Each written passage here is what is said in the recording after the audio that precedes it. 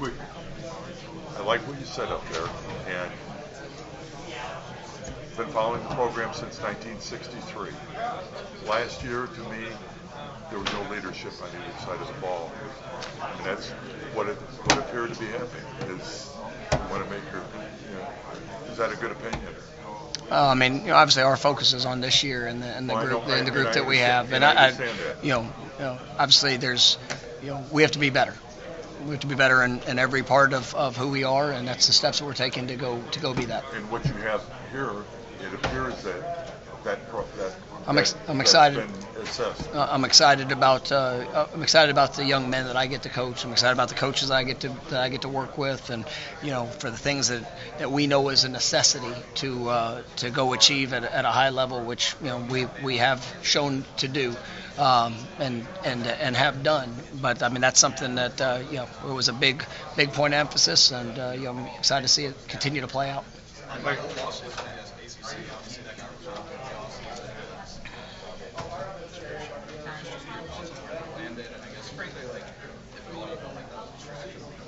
I'm excited. I'm excited about where we are. I'm excited about the opportunity that's ahead, and I think that was a, we have a tremendous relationship and tradition with the ACC, and for us to be able to represent this conference and for the conference to continue to support its members with the opportunity for growth, I think is a wonderful thing. And so I'm really pleased with where it was able to land, and what I think it can mean for Florida State and what it can mean for the ACC. Mike, I think it was 8 of the top 25 quarterbacks in the transfer portal ended up in the ACC. I wonder if you talk as a coach what the challenges are, benefits and challenges of having a transfer quarterback as opposed to maybe someone who's grown up through the program. Yeah, I mean it's I think each experience is its own, and I mean you've seen teams that have won national championships with guys that have transferred. You've seen guys that have grown through and stayed within a program for their entire time, and I think each experience as to where the team is, and what for us it's like what fits that room, what we need, obviously the guys that are around it, and I'm excited about where we have put ourselves in a position with Tommy coming in, and you're really excited about the young quarterbacks that have come through the high school ranks and what their futures can be. When you can bring in back-to-back quarterbacks and back-to-back years, does it make it a little bit more challenging to go get a high school guy? No, I mean I believe it's it's going to be competition, and it's I think so many people. When you look at the portal, for me, it's not. The portal is not a replacement; it's a complement. You bring and it's the same thing. Bringing high school players in, you were trying to continue to develop, bring in, identify the right fit for your program for guys to be able to come in and have tremendous success. We just had 2 guys this last year that were drafted into the NFL that one of them was a 3-year player for us and got drafted in Azaria Thomas, and Josh Farmer, same thing in a 4-year plan. And you see those guys, how they were able to ascend throughout the program. Well, you also find guys that can come in, if it's a transfer, that can complement the guys that you already have on your roster. Technically Jordan Travis, who was everything to our program, well, he started in a different place his freshman year. Right? He found himself at Florida State, became a Florida State Seminole, and that's who he is. That's what he's about. Will forever be remembered. But the first step in his journey was a little bit different. But it was still my job, our job, to surround him with the right guys to be able to help him, whether it's guys that came in through the high school or guys that transferred. So you try to complement your football team with the guys that you bring in each and every season. Is there any similarities? I feel like you need somebody who's more out of the pocket. Well, for us, we're looking for the best playmakers that we can possibly have, and obviously you need to have a playmaker at the quarterback position, whether it's with his arm, legs, whatever that dynamic needs to be on any given play. That it makes you more explosive, and we've seen that at a high level.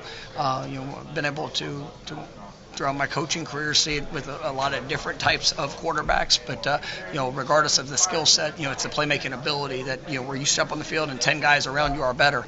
That's what you desire and that's what you look for. And I'm excited because I believe that's what we have. When you have two new coordinators as a head coach, it would be easy to say how long does it take to find the continuity, but have you seen continuity on both sides of the ball, at least in the practice?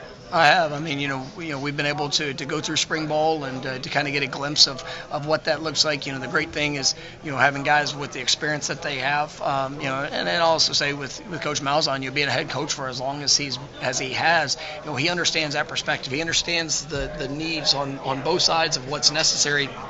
But seeing those guys, how they work together, and two very unique approaches in what we do, schematically and how we do it.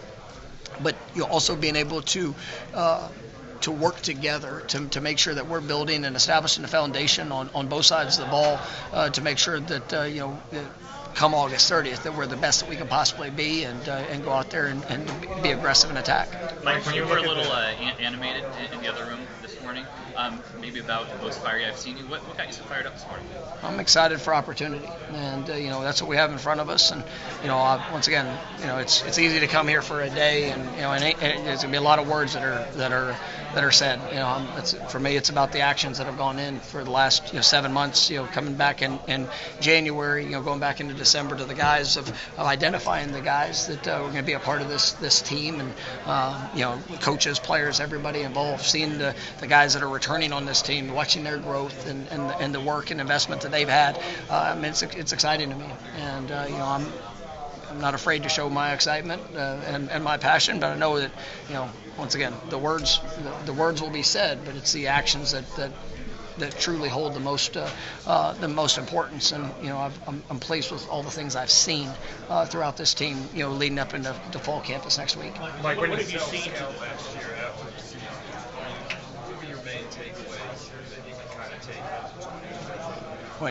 take? Obviously it was a disappointment, and both sides, in a lot of phases of what we did, and so now you try to identify where were the areas of disconnect, why did some of those things occur. Obviously made some tough choices, right? But I believe made the choices that were right for us and the things that were necessary for this football team to go and be all that I know that we can. And at the end of the day, it's always about reflection. But the things that happened last year are not going to have an effect on what this team is going to be. It's just like the 23 season is not going to have an effect on what this team's going to be. We've got to go do it. And you learn lessons through for all things that you get to experience in life. And then it's just about the continued growth and embracing that challenge. Have you seen enough that kind of follows up on what you were just talking about with him? We've seen the modern era college football, we bring a lot of new stuff. A lot of people, we've seen teams make drastic turnarounds. Kenny at ASU took them, CFP to 3-9.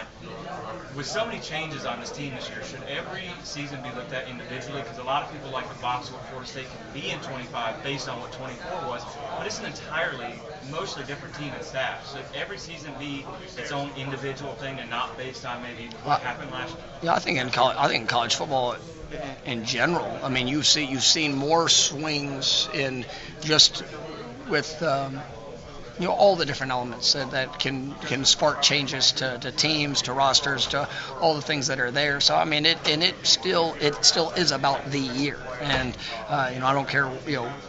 Back 20 years ago, each team had to make the choice for what they were going to be. Now there might have been a little bit of limitations on how players could leave and what that looked like, but I do think that it is a year-to-year focus on each team and the things that of what they can accomplish. And you saw some great examples of teams that were able to make monumental jumps because that team was willing to do the things that were necessary to accomplish that. And at the end of the day, it's still about this one group and this one season, and go to be all that they're capable of. Mike, when you look at the foundational pillars of your culture, what you've done over the years, what are some of those things that have to remain at Florida State that you feel like this team needs moving forward, not just in 25? Yeah, this is a team that we talk about. Our values: it's service, it's sacrifice, it's respect. I want a team that serves each other, that serves this university, the program, all that we represent. One that's willing to sacrifice for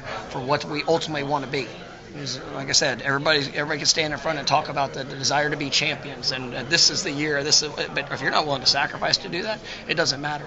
And I want this to be a program that's respected. I want this to be a program that's respected in how we operate on the field, who we are off the field, and all those things. I shared in the press conference earlier.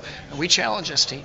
And we challenge them academically, we challenge them socially, we challenge them, to what they do on the field and every bit of it. And they're answering the call. I mean, we come off the best semester ever, academically with the highest team GPA in program history. Well, that's a choice that has to be made.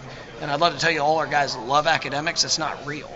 Some guys don't even like it, but they're willing to push to be their best in something that they don't necessarily like in the moment. I mean, that's still a part of building the character, the values of who they are, what they're about. You're going to find moments in games where you might not like the things you're asked to do or what's necessary to win in that rep, to win in that game, because there's going to be good plays and bad plays. But your choices that you're willing to make and to come in to those three values, that's what can establish something that is special, and that's what we're going to always stay true to. And it doesn't matter the schemes that we're going to run, offensively, defense, special teams. It's going to come from that foundation. And once again, it's not just about talking about it. You got to go do it. Mike, you talk about oftentimes that you have to go through, get through. You said that a lot of the times that natural influence. And you look at last season and some of the things you had to go through. You mentioned in some ways some of the discipline. What has that mantra of having to go through prepared you for this season? Well, I mean, there's sometimes you'll see plenty of people that will change who they are because of the result that they might face. And I absolutely believe in who I am. I believe in the things that we ask from our players, from our team. Sometimes you have to reevaluate where there might be a disconnect, where there great expectation, great desire, but making sure that the execution is where it needs to be, making sure that the evaluation and who you're doing, like all of that matters. But are you willing to be true to yourself? Are you willing to be true to the program, to the place? And that's something that in that state, you got to go through it. Sometimes you have to go through it. Nobody ever wants to face disappointment. Nobody ever wants to get knocked down. But I'm built for this journey, right? And this program is built for this journey, and we will respond. We will take that step, right? And I've got all the confidence in the world in it, because it's not just the statement. It's the action, and that's what I'm looking for, and that's what I hold myself to, and that's what I hold our program to. Is that if ultimately that's what you want to be, right? We know what it looks like. Well, you got to go do it. And I think that is something that this team is embracing, and that's that edge that I've talked a lot about since December. Is that that has to show up on a daily basis, and we have been able to attract, retain, and develop that edge, and it's going to be a continued part of the process. I mean, you look at a team a year ago that won the national championship. They lost 2 games. They lost a 12-game season against their rival, which in any year in the history of college football, they would have been 0 chance to win a national championship. But they responded. And they did the things that were necessary to go win in that moment, right? And so I respect what that team did, right? Well, I know the opportunity we have as a program, and it's our time to respond. It's our time to go take the step, and that's what we get to go do.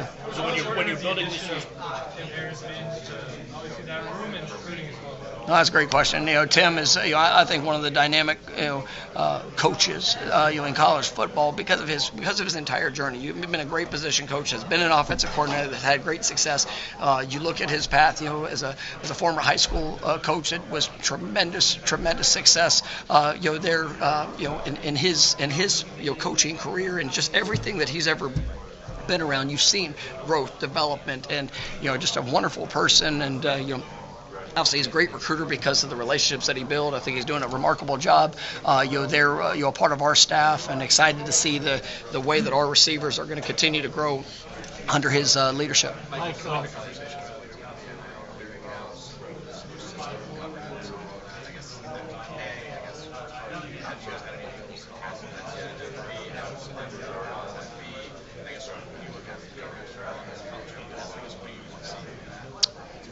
Yeah, no, I'm not really going to get into any individual things that I've seen just within our team, but you want, as changes are made, as things are instituted, you want to see that just consistency, and you want to see clarity in what it is. You want to see consistency in how it's applied, and then obviously once that's established, then everybody gets to move forward. And if it's said it's going to be one way and everybody operates something differently, then there's no continuity into what expectation is, and rules, and the application, all of it. So it's just, for me, it's a consistency of how things are being governed, and then obviously the continued growth. And I'm excited for the players to be able to benefit from this, from the rev sharing, and to be able to change their lives and have an open door of opportunity for the foundation of their financial future. And we talk a lot to our players about that. And I think back, I was a guy that started as a walk-on in college, and I've had to kind of grow through that. And I know when I got done with college and school, and I mean just even within our own family, when you have to pay back 6 figures in student loans, I mean it's something that's hard. And it's challenging. And you know what? I've known many players throughout their journeys that have had to take out loans and do different things. I mean, that's not the reality for these players now. And so they get a chance to take advantage of tremendous investment into them, and it also comes with a great responsibility. But we want to make sure that we help them now, and then also for their futures of all that they can be and accomplish. Mike, I'm curious on recruiting philosophy. So when you're recruiting a high school quarterback, imagine you tell them, hey, come in, you can help our program, work hard. But when you're recruiting out of the portal with a quarterback, most of those quarterbacks have played somewhere, and they're in the portal because they want to go somewhere to start. Do you have to approach recruiting differently? I mean, do you have to almost promise guys that start? How does that work? Yeah, I mean, you talk about opportunity, and to be honest, I don't want a quarterback that needs to be promised to start. Because if that's what's necessary for them to come there, like at the end of the day, who are they? Because there's going to be good days, bad days. I want somebody that comes in with and I'm talking this is transfer, this is high school. Like if you're a quarterback that is so concerned about everybody else, it's still about you, and the belief, the confidence in what you're going to be able to do, what you're going to be able to achieve. And it's not for everybody. I mean, you see and I love it. I mean, that's one of the things you look at in the National Football League. Some of the best quarterbacks in the NFL this past season were guys that had been written off, that nobody believed in what they could be. We had one of the best quarterbacks in our program's history. It was a guy that a couple of years ago was written off even being able to play the position. Right? You see and you believe in what somebody can be. You're able to help instill that. You're helping to develop that. You're there to help paint the picture for what their opportunity is, and then they get to go seize it. And so that's where. So no, it doesn't change a ton, but you express the opportunity that's there, and it's their belief in themselves and to the situation that you have, that they're going to be able to maximize every bit of it. When you look at this year's team, do you have you seen enough to say, okay, there's the edge I was looking for, that this is going to result in a better season, or there's the talent I was looking for, yeah, I mean, intangible? Or? Yeah, for the things that I've seen for the last 7 months, I mean, it's been a required, demanded edge in the daily approach, and I'm pleased with what I've seen. But that was also something that I was looking to identify and just everybody that was going to be a part of it. And so that started back in December. I had to have some tough conversations, made some tough decisions, when it came to guys that would be a part of this team. And so, guys have stayed true to who they are. I mean, that showed up, and I think guys have brought the right edge, we've done that up till this point, and with fall camp starting next week, we've got to go put that on display for 25 practices as we lead up to August 30th. How do you identify that? Another Rocky Long disciple. I heard Bronco Mendenhall last week talking about, because he was one too, he said these concepts on defense are sort of timeless. What is he going to bring to you guys this year defensively different than what you had? Yeah, I mean, I think the versatility that this defense has, but also, really what Tony's put, kind of his his own stamp on it. I mean, I've got so much respect for Coach Long. Competed against him years past. But you see Tony, and I mean, just such an innovative mind. And I think when you look at his transition from what he did at Syracuse, right, to going to Nebraska, and just the versatility and utilizing personnel and the schemes, the X's and O's, the concepts. But to me, as much as anything, it's the mentality. It's the way that guys play. It's the added edge of technique, fundamentals of the overall execution. And I do think Tony is remarkable in how he's able to attack throughout the course of the game and the different schemes that he implements. But it still comes down to that style of play, and that's what I absolutely love about him. Coach Norvell, tell me when you're in your evaluation of quarterbacks come in for the season, what stood out about Tommy, what made you jump on him as the guy to come in and take advantage? Yeah, so I've had to compete against Tommy, a couple of times, and so I've seen it, up close and personal. And he's a dynamic playmaker, and when you see him step on a field, you see 10 guys around him playing better. And I think he's grown. And for even this last year, where for all that it was, I mean, you saw some positive steps in his game.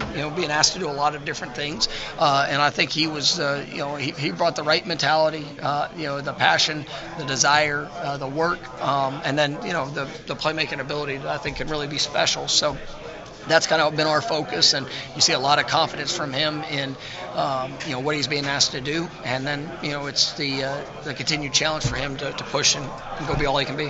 Hey Mike, so just kind of building off of that with quarterbacks, in recent years and seasons, you've seen a lot of these transfer quarterbacks kind of come in and really explode. I mean, Jordan is a good example of that. Cam Ward in Miami last year. What about the game and how it's set up just developmentally and the transfer rules right now is sort of allowing these quarterbacks to kind of get fresh starts and have a great year somewhere else when maybe that wasn't expected to happen? Yeah, I think there are some rules of just the access, summer access, with now being able to meet, being able to go out, and even though you don't get to go against a defense, you're able to get out there and get time on field to where you're at least speaking the language, and coaches can be around, they can be involved.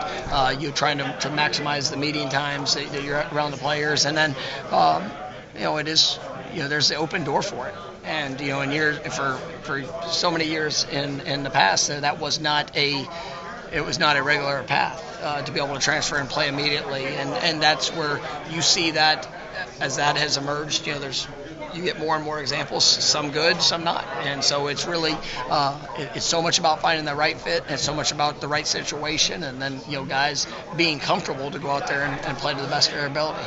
Do you think 7-on-7 and the kind of integration of that, and maybe quarterbacks being able to pick up schemes, is that? Yeah, I mean, I'm sure football it's a year-round experience, and from guys in high school, I mean, you see different travel teams and you see different relationships, and let's be honest. I mean, in a lot of states, I mean, the number of times you see high school players that are transferring, I mean, it all works itself up, and those guys are forced to do it, or not forced to. Many of them choose to do that in the high school in the high school ranks, and then when they get to college, if there's the opportunity, then that transition is what it is. So I think it all plays. How many of the top players in this conference come from South Florida? How essential is recruiting that area? It's critical, and it's something that our focus in the relationships, our focus in being able to share why Florida State is the right fit, and let's be real, there's so many different dynamics to college football now with when it comes to recruiting. So it's about finding the right situations, the right opportunities for them, and but yeah, it's critical for us. What you talk about?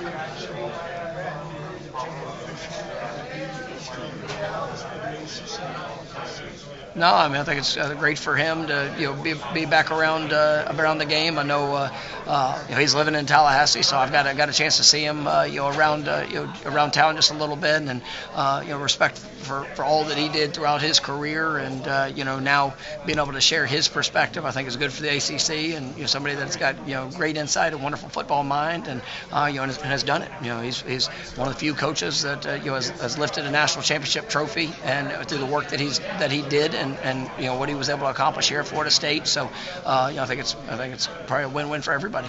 Mike, you were talking about finding that right especially at the quarterback. And maybe outside of Jordan Travis, you've in some ways struggled to find that right quarterback fit. What makes you believe that Tommy is that right fit for this season? No, I'm excited about the guys that are in that room, and I think Brock Glenn has done a wonderful job, in his growth and development.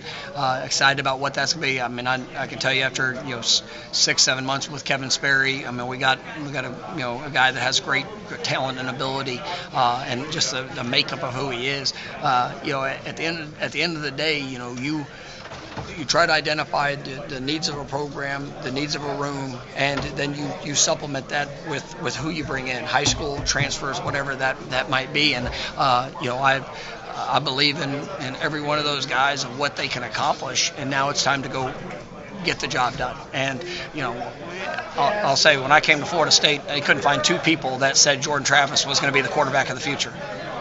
You couldn't. And everybody's quick to tell me what else he could do. Even at times, he told me what else he could do, right? But when you see and believe, then it's a part of the growth in the process. And so it's not so much about just the outside perspective. It's about what you're doing on a daily basis within, and then our guys ready to capitalize on each moment that they get to go prove it. Time for two more. Say it again. I'm sorry. What was something you prioritized differently for the transfer portal? I mean, I think when we looked at guys coming in, I wanted to have an emphasis on production. I wanted to have an emphasis on guys that have done it. And that doesn't mean that everything went great for them, but I wanted to see their response through, to be able to watch a game, to be able to see a season of the good and the bad and the response from that, because that tells me a little bit about who that person is. And, there's, like I said in the press conference earlier, there is no finished product on our football team. Darrell Jackson easily could have declared, and he would have been off the board in the first 2 days. I'm ultimately confident in that. He chose to come back because he knows the capability of what he has to be a top NFL draft pick. And it's the consistency of that showing up. It's taking the good, the bad, and being able to let this season be the best year he's ever had. When it comes to guys that have transferred in, there's a few that we took that I'm believing for what will be, but as a big majority of it, I wanted the guys that have come in that have been a part of it. They've been in the fire, and they've had to make the choices that have helped them grow and develop to what I know they can be for our program. Coach, you've got a few times. I know an unfortunate situation with him. We had to retire because of injuries. Have you spoken to him this offseason? Any chance he's up back at Florida State some capacity? Yeah, just I've talked to Jordan. He's been up. I love him. It's family to me. Obviously supporting him in every way of these next steps in his journey. And I know he's still finishing some things just rehab wise. And even though he's retired from the game of football, still making sure that he's in all places of what he needs to be moving forward. But Florida State will always be home for Jordan Travis, and we'll continue to see how that journey unfolds. But excited for what's ahead for him. You got to be in some meetings with Bill Belichick. I wonder, any thoughts on making that transition, particularly at his age, from pro football to college football? What do you expect out of him? Yeah, a lot of respect for Coach Belichick. He's one of the best that have ever done it. I think that it is I know it's a new transition in a new place. He's not coached in the college ranks for some of the things that he's getting to do now, and so I think he adds a great perspective into that room when we meet as head coaches. But I know it's definitely new for him, and but I'm sure he'll do an outstanding job. All right, thank you, Coach. Thank you, guys.